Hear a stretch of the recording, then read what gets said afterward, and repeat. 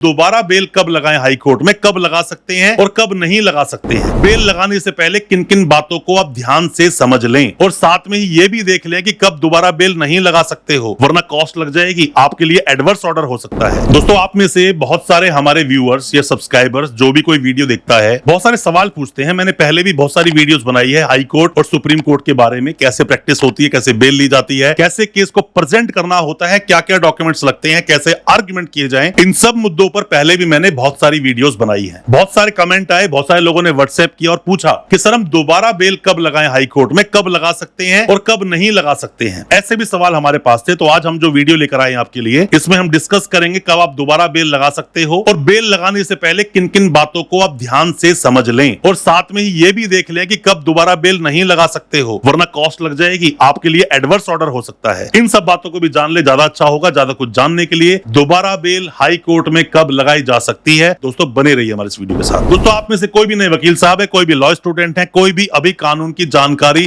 ले रहा है, आपका सगा संबंधी जानकार कोई भी जेल में है या आप पर कोई केस चल रहा है, तो वीडियो बहुत काम का है, पूरा देखें। मैं अपने पर्सनल एक्सपीरियंस के आधार पर वीडियो लेकर आता हूं ताकि आप तक वो इंफॉर्मेशन भी पहुंचा सकूं जो किताबों में नहीं मिलती। दोस्तों, हाई कोर्ट में आपको दोबारा बेल लगानी है। अब वो बेल कोई भी हो सकती है। वो बेल चाहे एंटीसिपेटरी बेल हो, फिर चाहे वो बेल रेगुलर बेल हो। रेगुलर बेल कौन सी बेल है? जिसमें कोई इंसान अभी जेल में है। और एंटीसिपेटरी बेल कौन सी है? जो इंसान फरार चल रहा है, अभी उस पर केस दर्ज हुआ है, एफआईआर लॉन्च हुई है। सेशंस कोर्ट में आपने बेल लगाई, बेल डिसमिस हो गई। अभी मैं एंटीसिपेटरी बेल के बारे में आपको बता रहा हूं। आपने सेशंस कोर्ट में बेल लगाई, बेल डिसमिस हो गई। क्या आप पहले सेशन कोर्ट ही जाओगे? जरूरी नहीं है दोस्तों। आप यहां पर सीधा हाई कोर्ट भी जा सकते हो, रिट में जा सकते हो। रिट में आप चले जाइए। कोई भी फंडामेंटल राइट का वायलेशन आपका हो रहा है, कोई भी ऐसा कानून है जिसको तोड़ा गया या फिर जो फॉलो नहीं किया जा रहा है, सीधा आप हाई कोर्ट जा सकते हो। पर अगर एंटीसिपेटरी बेल पर जा रहे हो, पहले सेशंस कोर्ट में जाओगे, अपनी बात को पूरा बताओ, पूरी बात को बताओ। दोबारा भी जा सकते हो, ऐसी बात नहीं है। अगर कोई सर्कमस्टेंसेस बदल रहे हो, यही बातें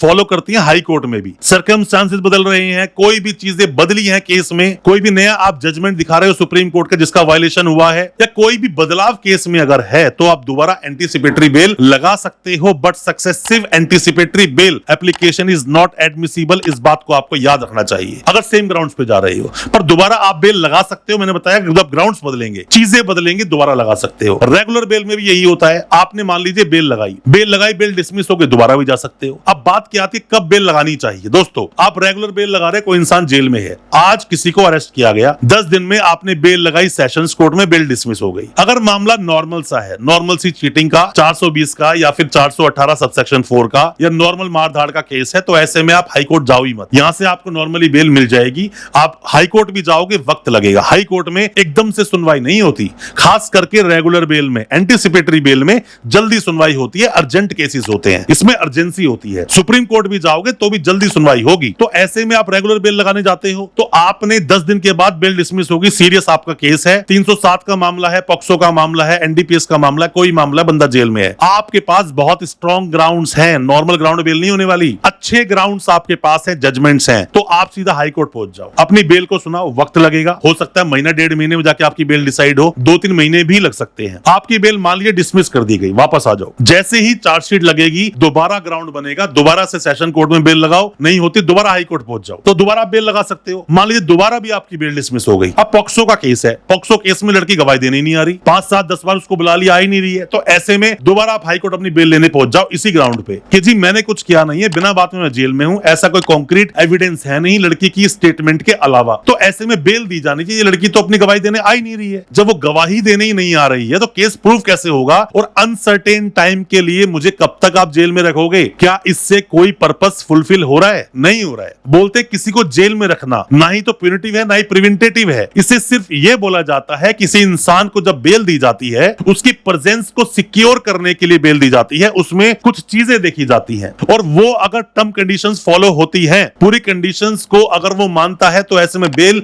दे दी जानी चाहिए। जेल में रखकर किसी को भी कोई पर्पस फुलफिल होगा नहीं, सिर्फ समय जाएगा। आर्टिकल 21 का कहीं ना कहीं इसमें वायलेशन होता ही है। तो दोबारा क्या, तिबारा भी बेल लगा सकते हो और ज्यादा भी बेल लगा सकते हो। जब जब ग्राउंड बदलेंगे आप बेल लगा सकते हो। एंटीसिपेटरी बेल भी दोबारा लगा सकते हो अगर आपके पास कुछ अलग ग्राउंड्स है। सिर्फ ये बोलना कोर्ट में जाकर कि मेरी प्रीवियस काउंसिल ने, मतलब प्रीवियस जो मेरे वकील साहब थे, उन्होंने पूरे ग्राउंड्स पर बहस नहीं करी, इसलिए मैं दोबारा से बेल लगा कर आया हूं। दोस्तों, ये कोई ग्राउंड नहीं है। आपको बदलाव करना होगा। जजमेंट को ले जाओ, कोई ग्राउंड आपके स्ट्रॉन्ग सा कुछ ग्राउंड बदला है, उस ग्राउंड को बदल लो, या कुछ ऐसा है केस में बदलाव आ गया, मतलब को एक्यूज की बेल हो गई, तो ऐसे भी ग्राउंड्स आप ले सकते हो, बेल आपकी हो सकती है, दोबारा बेल लगाई जा सकती है। और दोस्तों कुछ बातें आपको और जान लेनी चाहिए। कई बार मैंने ऐसा दिखा है कि मामला नॉर्मल 420 का था, आपके पास नोटिस नहीं आया, फिर नोटिस आया तो नोटिस के लिए आप ज्वाइन करने के लिए नहीं गए हो इन्वेस्टिगेशन, आपको पिटीशन में डालना पड़ेगा एप्रीहेंशन क्यों है कि पुलिस आपको अरेस्ट कर लेगी। क्या कुछ ऐसा हुआ है? ऐसा नहीं बस जाके आप खड़े हो जाएं बोले मुझे बेल चाहिए, ऐसे नहीं होगा। पिटीशन में भी मेंशन होना चाहिए, पिटीशन मेंशन कर लेना तो ही एंटीसिपेटरी बेल को सुना जाएगा। ये चीजें बहुत जरूरी है। कुछ बेसिक मुद्दे होते हैं, बेसिक्स क्लियर नहीं होंगे तो आपकी बेल भी नहीं होगी। हर एक केस में कुछ बेसिक्स होते हैं, वो बेसिक्स अगर पता है या बेसिक्स आपके वकील साहब ने कोर्ट में वो मुद्दा उठाया, बेल आपको जरूर मिलेगी। इन चीजों को फॉलो करना चाहिए, खास करके नए वकील साहब को इन बातों को ध्यान रखना चाहिए। आपका केस है, आपको फर्क पड़ेगा, बेहतर है उस केस के पीछे आप भी ढंग से हाथ धोकर पड़े रहें, चीजों को समझें, वकील साहब से डिस्कस करें, ग्राउंड्स को जानें। ऐसे नहीं बस जाके डॉक्यूमेंट दे दिए, फीस दे दी, काम आपका हो जाएगा, ऐसे नहीं होता। खास करके आपको एफआईआर की सर्टिफाइड कॉपी निकलवा लेनी चाहिए, जो भी बेल डिसमिस हो रही है उसकी सर्टिफाइड कॉपी रखनी चाहिए। सारे डॉक्यूमेंट्स को अच्छे से स्कैन करके व्हाट्सएप पे मतलब पीडीएफ पे रखना चाहिए। किसी को शेयर करना हो तो आसानी से शेयर करो, वकीलों को फोटो खींचकर नहीं भेज जाती हैं, स्कैन करके भेजोगे तो प्रिंट निकलेगा। कोई सलाह है, कोई मशवरा है, कोई सजेशंस है, कमेंट बॉक्स में प्लीज बताएं अपने केस के बारे में, ताकि दूसरे लोगों तक भी वो चीजें पहुंच सके, वो अपने आप को जानकार बना सके। अच्छा लगा हो आज का वीडियो, चैनल को सब्सक्राइब करना बिल्कुल ना भूलें। दोस्तों साथ में लगा बेल आइकन जरूर दबा दें, ताकि इसी तरह की लीगल अवेयरनेस की वीडियोस आप तक पहुंच सके सबसे पहले। बहुत बहुत शुक्रिया दोस्तों, धन्यवाद हमारे इस वीडियो के साथ बने रहने के लिए।